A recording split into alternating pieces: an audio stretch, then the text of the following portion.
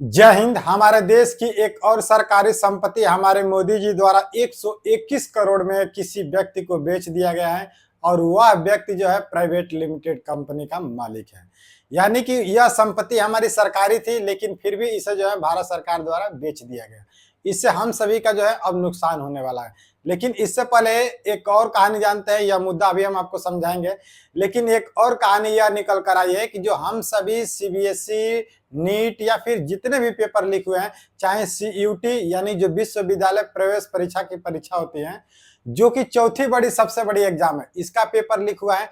उसके बाद जो है दिल्ली के जो शिक्षा विभाग है, उसके सेकेंड मंजिल यानी कि सेकेंड फ्लोर पर जो है आग लग गई और आग लगने के बाद सारी सबूत मिट गई। अब कोई नहीं कहेगा कि नीट का पेपर लीक हुआ है या सीबीएसई या फिर सीयूटी। यानी कि अब जो है शिक्षा विभाग यानी कि शिक्षा मंत्री के पास जो है रिकॉर्ड है या नहीं है कि वह रिकॉर्ड देगा। हम सभी उनकी इस्तीफा का मांग कर रहे थे कि वह जो है जल्दी से जल्दी इस्तीफा दे।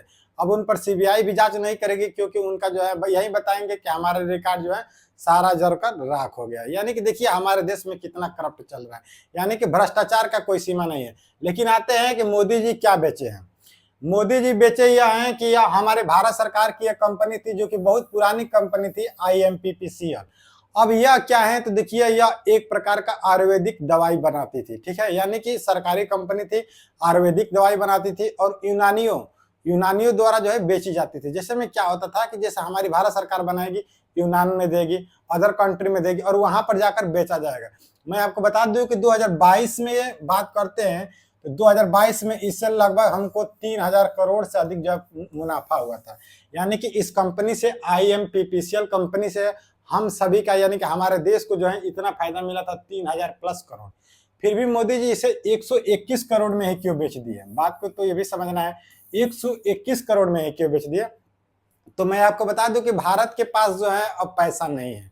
भारत सिर्फ अब कर्ज लेकर चल रहा है। यानी कि देखिए, भारत के पास पैसा न होने के कारण हमारे देश की जो भी संपत्तियां होती हैं वह जो है बेचना पड़ता है।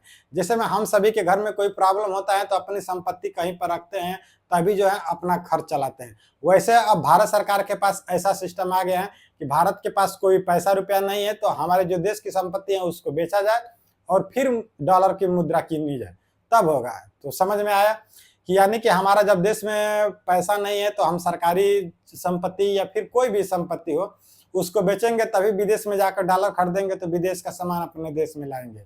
यही हमारे सरकार की हाल है।